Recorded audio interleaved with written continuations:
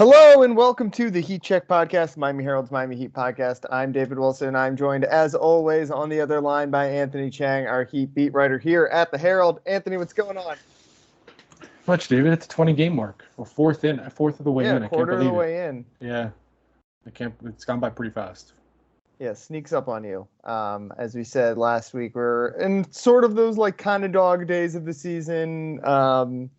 Waiting for, obviously, a lot of the league is going to be preoccupied with the in-season tournament for the next couple of weeks. Then we get the Christmas games, and the Heat will be on there. But for now, like you said, quarter pole of the season. Heat, I think have, considering the schedule and the injuries, got to be, I don't know what kind of grade you would put on the first quarter of the season. It's, I think, in the solid B range. Yeah.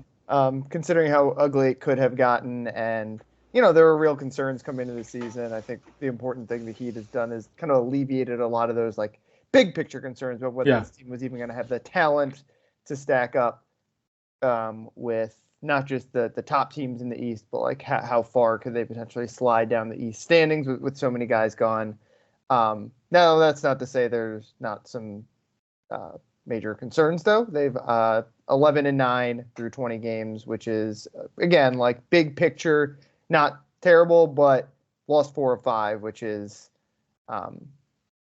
that's they kind of 2 weeks ago this team was kind of, I don't want to say one of the stories of the season, but they looked like one of the nice overachievers of the year, classic Heat overachiever, right? 10-5. Yeah. 10-5, a lot, and they, again, for a team that had a lot of question marks, a lot of injuries, and a really tough schedule to start. The narrative, I think, was the Heat are doing Heat things, and it's not that they're not now, but any stretch like that at any point is, the best teams in the league aren't necessarily doing that, and that's, I guess, still the separation for the Heat. But again, I think, like I said, solid B. You give them a B minus. Certainly in good position. The one thing you had to do in this first quarter of the season, because of the way the schedule was, with, what was it, 12 of the first 13 on the road or something like that? 12, 17 on the road, I think. A huge number of road games. And so many new pieces to break in, or at least guys moving into new roles. The one thing you had to do in this first stretch of the season was not dig yourself a huge hole and be 7-13 or something like that. And they've done that and are in, obviously, really nice position now as we get toward the new year. Yeah. It's kind of like what the guys said, the players and coaches said after the game on Saturday. It's not great, but it's not terrible. It's kind of just where they are at the moment. Considering the schedule and injuries, it's, it could be a lot worse. It's better than it was last year. Yeah, better than it was last year.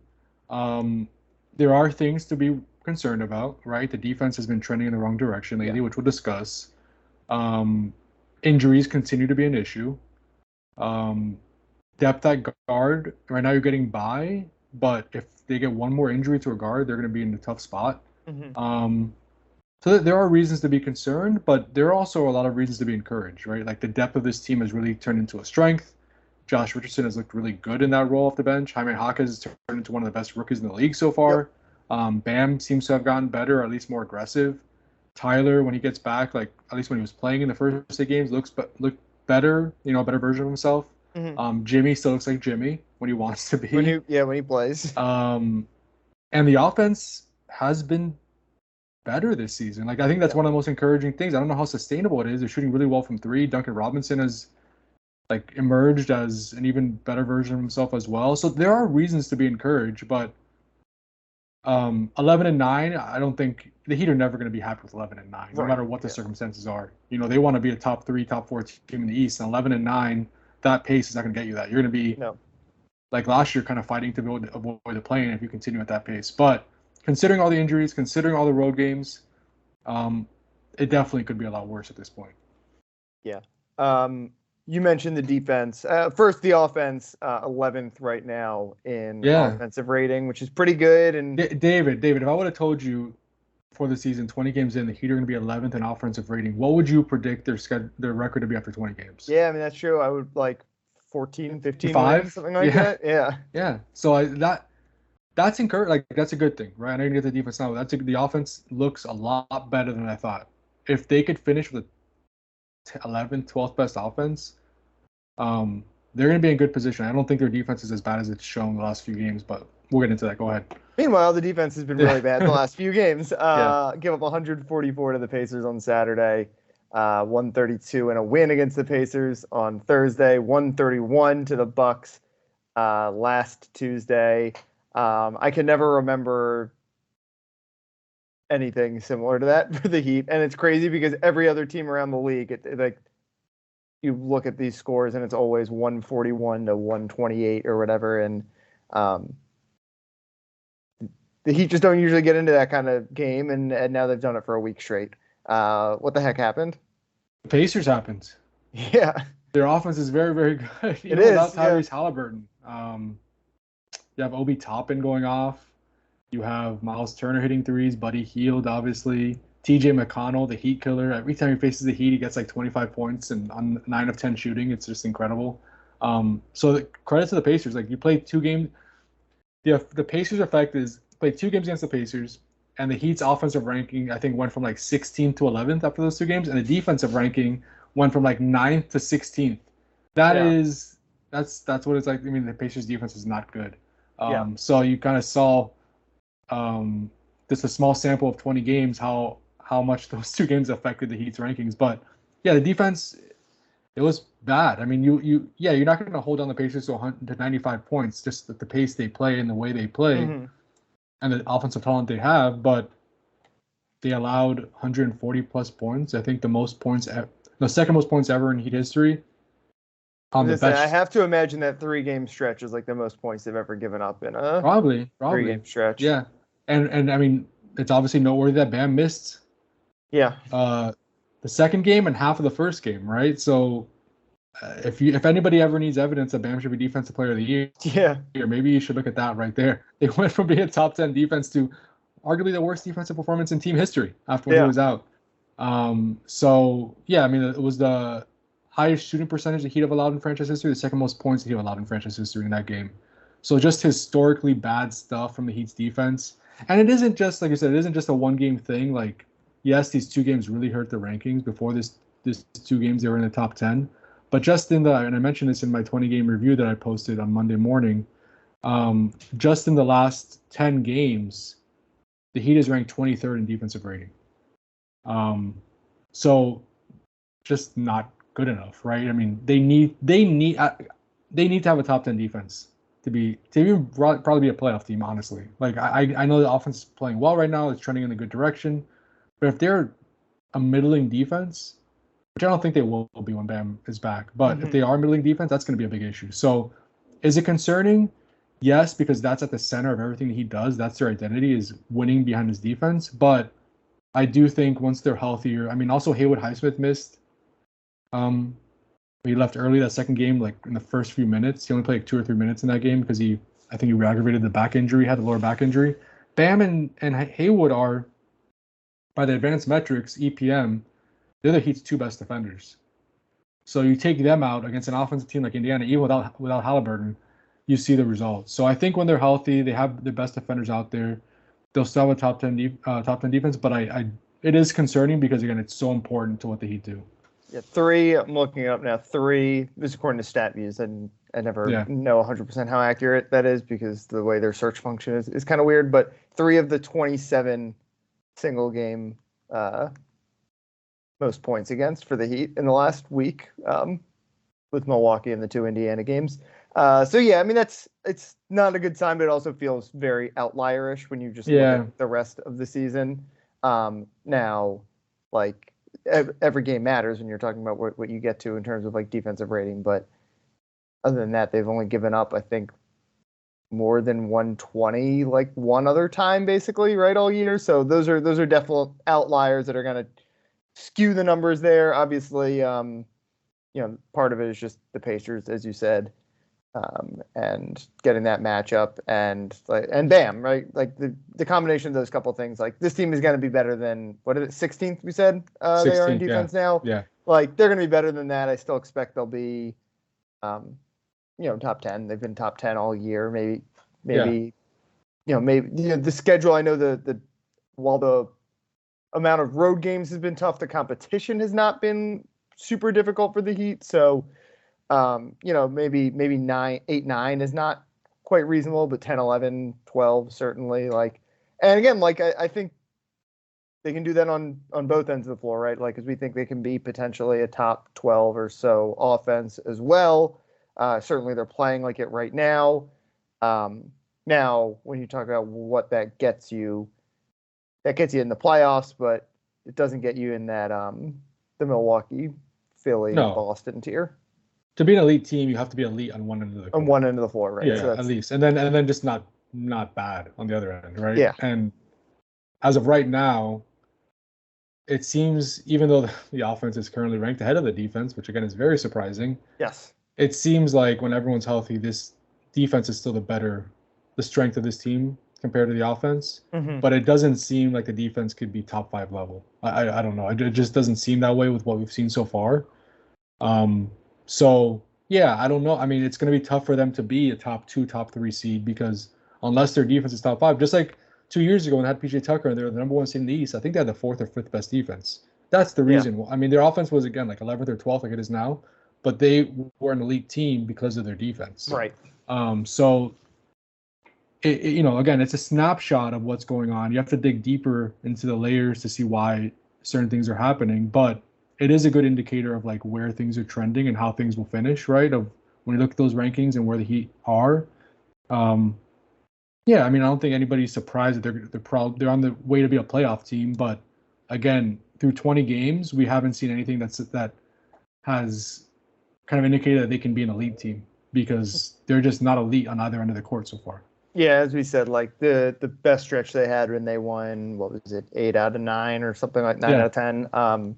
It was a defense. And they played not very good teams during that stretch. No. So yeah, that's the one thing. Like I said, like that's why it's a B for me for the first quarter. Is like they checked the box, like they passed, and I think they did more than pass considering the injuries. And I think some of the individual performances are very encouraging, whether it's Duncan or Jaquez.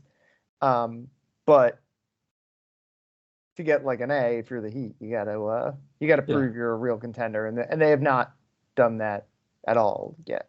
I think the only reason we think they're a real contender, or anybody thinks they're a real contender at this point, is because they've done it the last 4 years. Right, where exactly. They've gone deep into the playoff. If there wasn't for that, if we just like in a vacuum put this season in the first 20 games in and say, okay, is this team? You don't know who it is, but just that you just give them all the stats, all the team profile. Is it an elite team? Is it a championship contender? You would say no. Yeah, I mean, or if they lose in round 1, or if they lose in the play-in last year, right, which they were so close to doing. Like, it's not fair to say because all that matters is the playoffs and all that kind of stuff. But it's a funny situation to be in, certainly. Miami's 11 wins have come against opponents with a combined record of 78 and 135. Yeah. Again, you have to, and that was an issue last year, right? Yeah. Struggled they lost a lot to bad teams. So that's not discounting. They haven't really. Their only losses to bad teams, as we said, are Brooklyn. There really aren't any, and Brooklyn is like okay. Chicago, right? Chicago, yeah. That's probably the worst loss. Yeah. Yeah, losing at Chicago. Honestly, Indiana again has a winning record, and they've been a good team. Yeah, but to lose to them against Halliburton, like that was not a good loss either at home. True. Yeah, definitely. You mentioned that record, the record of the teams they've beaten, and that is a nice little way to segue into story you wrote this week. 20 things to know from the Heat's first 20 games of the season. That is one of the things to know, definitely. Yeah. We talked a lot about the offense and defense, which are obviously kind of centerpieces of what to know. But what else has stood out to you kind of most through these first 20 games of the year? I mean, I guess the number one thing, aside from the offense and defense, which is kind of like the center of everything, it's that, throughout the first few weeks of the season, before the season, Eric Spoelstra has really emphasized, like, you're only going to go as far as their quote-unquote big three of Hero, Jimmy, and Bam. Like, he's really made that a point this year. Like, those guys need to be on the court together, need to play together for this team to reach its potential.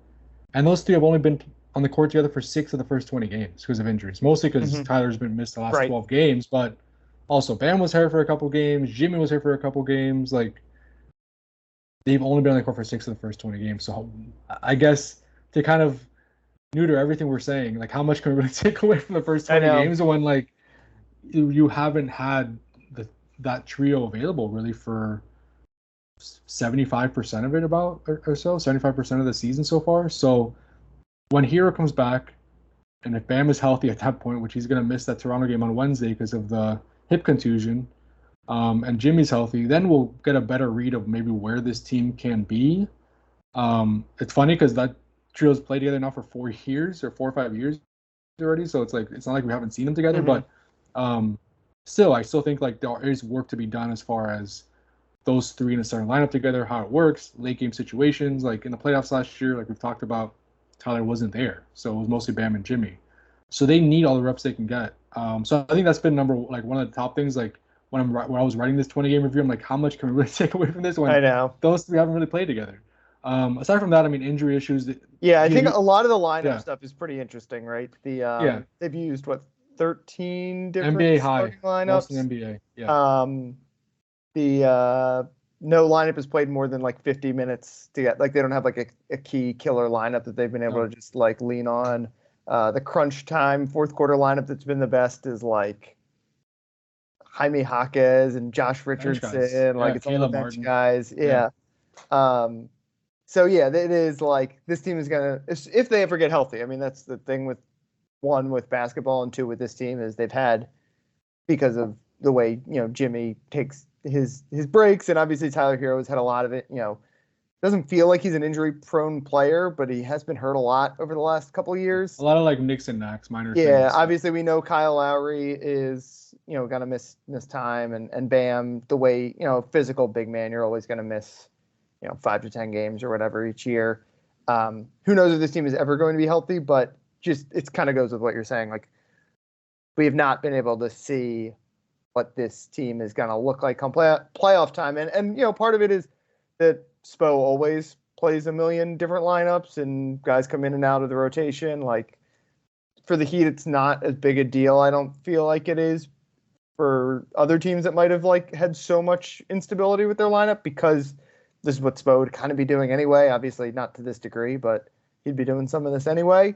But it's just really hard to know what the heck this team looks like, because I don't know. I don't have, most great NBA teams, you feel like like the lineup they can go to right in crunch time, and you kind of get that feeling like, all right, this is our 5. Sometimes it's the starting lineup. Usually it's the starting lineup with 1 or 2 guys swapped out.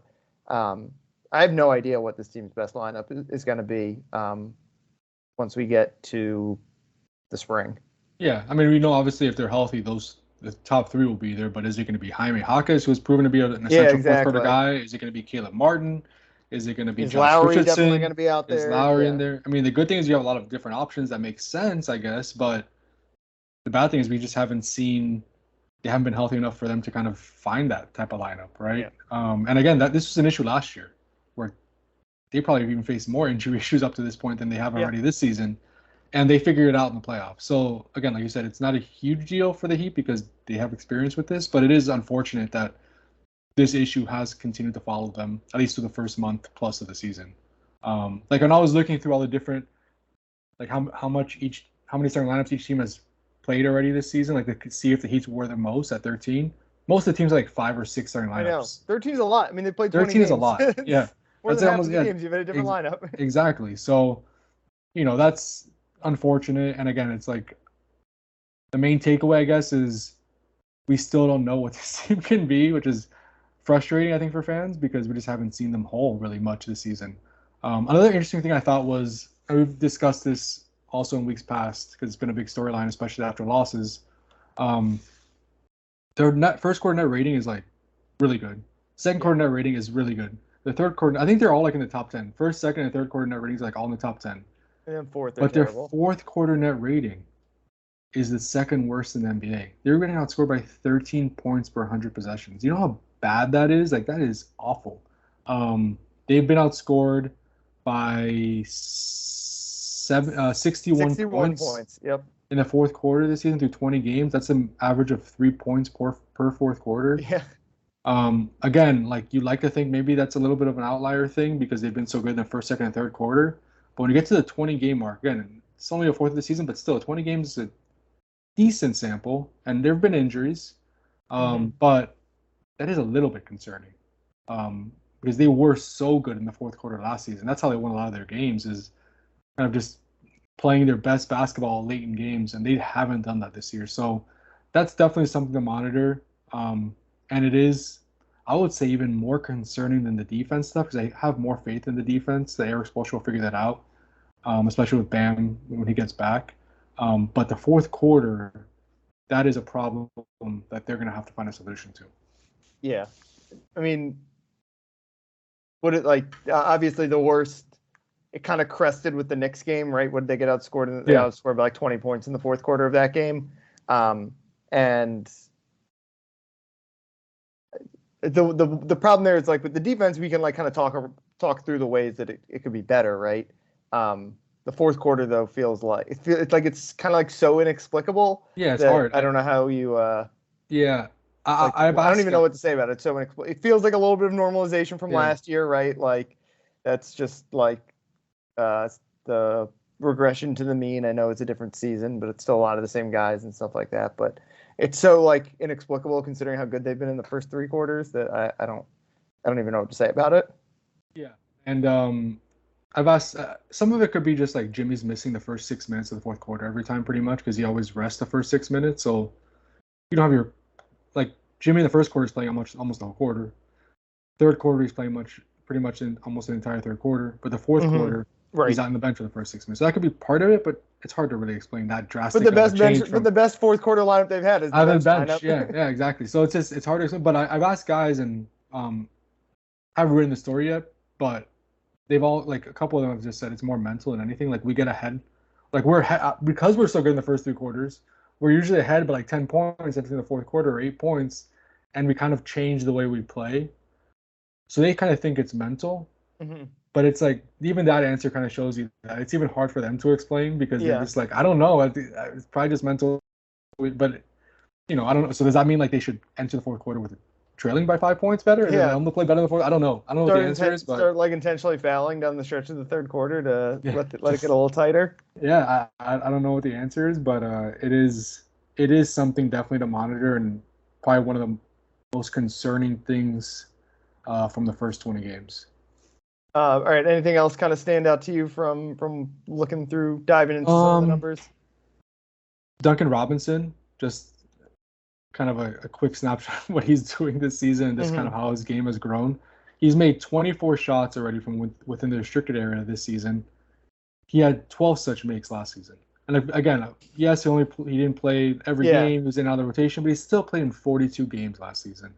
He had 12 makes within the restricted area, 24 makes already this season. So he probably played more minutes last year than he has this year. Like, it's not like I know he's played a lot, but right. He still, it was a whole season. He played half the games. Like, Jaime Jaquez, again, just being trusted to play. The fact that he's played 9 full fourth quarters, crazy. That's pretty crazy. Yeah, it's pretty crazy. The only rookie who has logged more fourth quarter minutes than Jaime, you know who it is? It's your guy. Oh, Bilal. Yeah. He's the only rookie, and that's probably out of necessity, really. Yeah, I mean, he's the best player on the team. Right. It's more impressive as far as Jaime, just on a team that made the NBA Finals last season. It does remind me a little bit of when Tyler Hero, remember his rookie year? He was like, I think he led the team in fourth quarter minutes that year. I mean, part of it is when you're that bench guy, you start the fourth quarter, right, and then you kind of bridge into the lineup at the end of the game. And then if you're playing well, you get to stay on the floor. So, the Heat have not been afraid to trust rookies in big minutes in the fourth quarter in recent times. Yeah, and that's one of the most encouraging things of time. I think he's probably the most encouraging thing so far this season, just because you didn't know what you're going to get. Is he going to be able to play right away? Will he be able to contribute? And not only has he been able to play right away, he's one of their best players. I would say at this point, like a fifth best player, maybe making a case for fourth best player. It's pretty surprising, and just a credit to him. Two other things I wanted to point out before we end the episode that is worth monitoring, I think is important, is that when Tyler Hero was healthy and available, those first 8 games, he posted a team high usage rate of 28.1%. which is basically the percentage of plays that a player is used while he's on the Yeah. court. That's pretty high. That would be a career high for him. And during that time, Jimmy Butler posted a usage rate of 22%, which is kind of low for Jimmy while Hero was out there. Since Hero went out, Jimmy's usage rate has spiked to 28.4%, which is the most on the team during this last 12 games while Hero's been out. So that's a good thing that Jimmy's been a bigger part of the offense. But they're gonna have to figure out when they're both available, how do they maintain their 27+% usage rates if it's possible.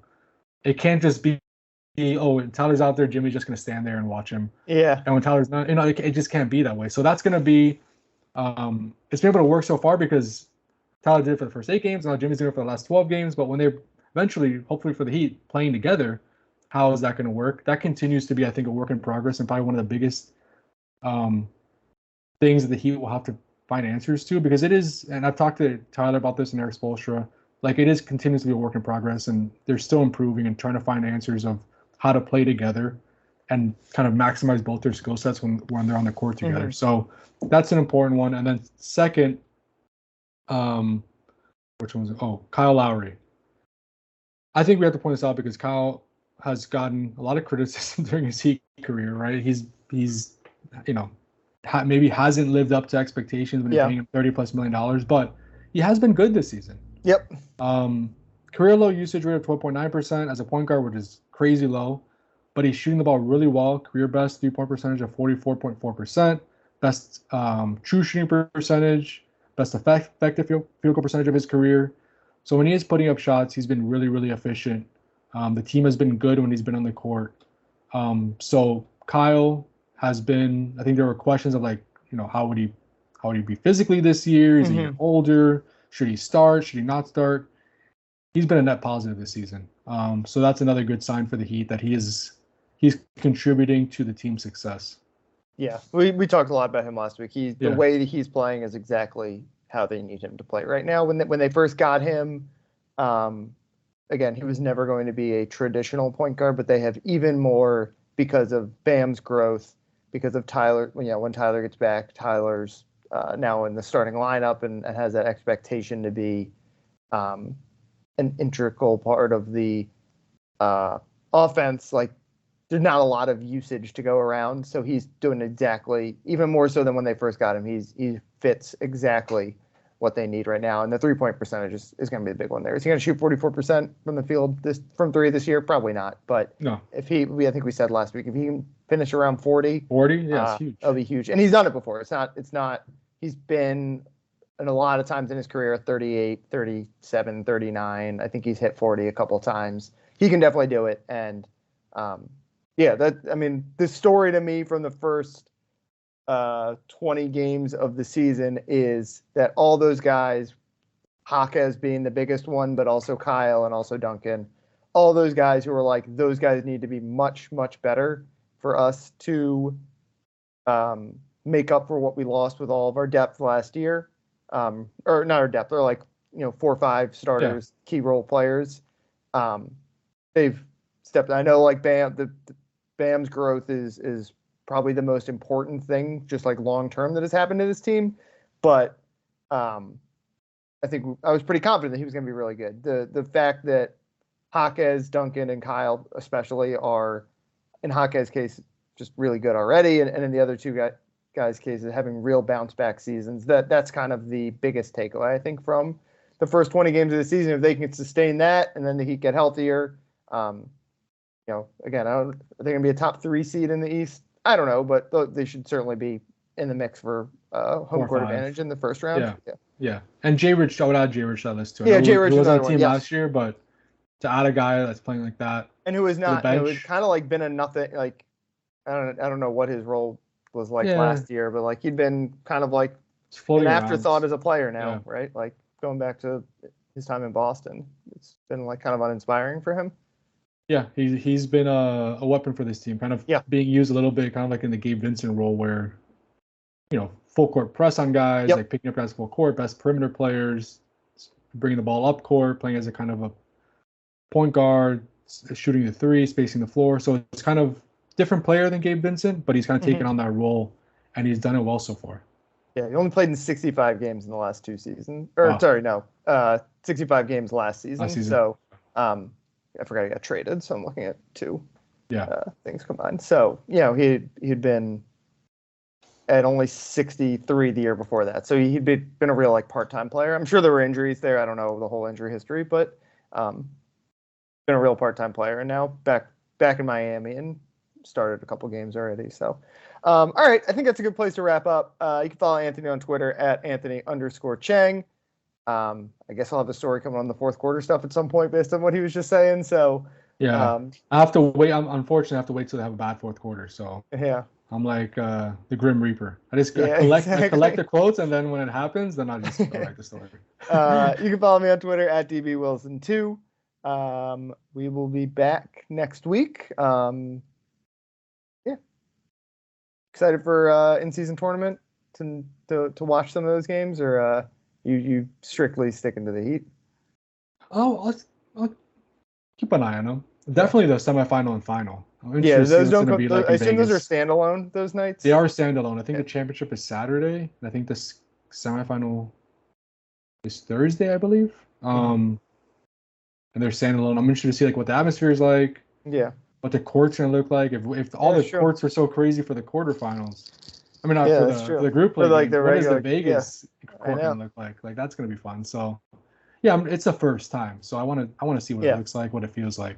And honestly, how the game looks. Like, is it going to feel like a playoff game? Like, are these guys going to be going like 120 miles, 120%? I think we'll notice pretty early on.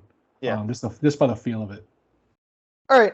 Thanks again for listening, and we will talk to you guys next week.